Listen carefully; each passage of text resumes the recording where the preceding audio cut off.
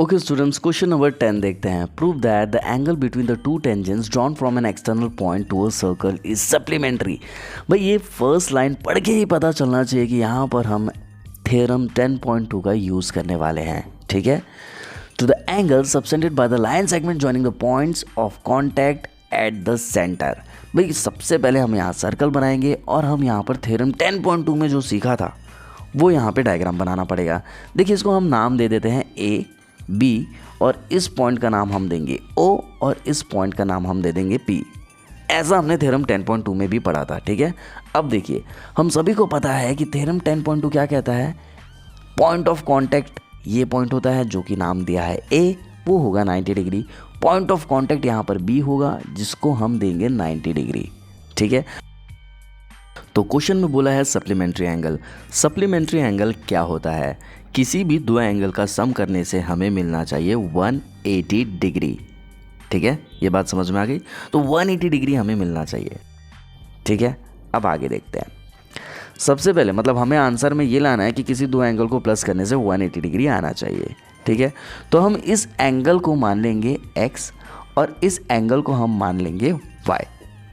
अब देखिए सॉल्यूशन में हम टीचर्स को लिख कर दिखाएंगे कि ए पी और बी पी जो है वो दो टेंजेंट्स है। ए पी और बी पी दो टेंजेंट्स है, बिल्कुल है। एक सर्कल में जिसका सेंटर है ओ, बिल्कुल है। इसके बाद हम टीचर्स को ये लिख के दिखाएंगे कि ओ ए जो है वो परपेंडिकुलर है ए पी, क्योंकि 90 डिग्री हमने लिखा है तो ऑब्वियसली वो परपेंडिकुलर होगा ही। तो ओ ए परपेंडिकुलर है A P, O A perpendicular है ए पी के, बिल्कुल है।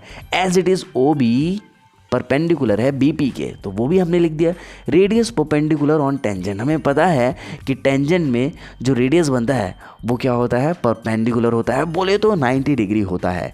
ठीक है, अब हमारे पास टोटल यहाँ पर 4 एंगल्स है तो हम टीचर को लिख के दिखाएंगे in quadrilateral O A B P, O A B P 4 side है, पहला दूसरा तीसरा चौथा, तो क्वाड्रिलेटरल ही इसको हम कहेंगे।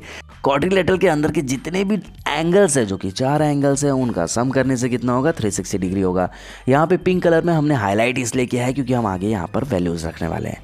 तो देखिए angle y plus angle a plus angle x plus angle b, वही चीज़ यहाँ पर लिखा हुआ है, 360 हो जाएगा। अब एंगल a और एंगल b की वैल्यू हमें पता है जो कि 90 डिग्री है, तो यहाँ पर हम इनकी जगह रख देंगे 90 डिग्री और 90 प्लस करने से होगा 180 डिग्री।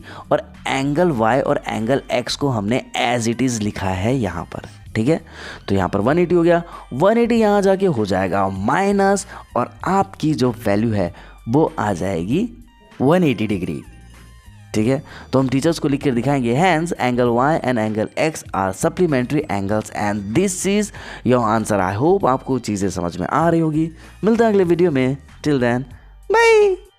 तो गाइस ऐसा है कि अगर आपको हमारे चैनल से थोड़ी बहुत भी हेल्प हो रही है तो आप भी हमारी थोड़ी बहुत हेल्प कर सकते हैं। हमारे इस चैनल को ग्रो करने के लिए थोड़ा सा डोनेट कर आप हमें सपोर्ट कर सकते हैं।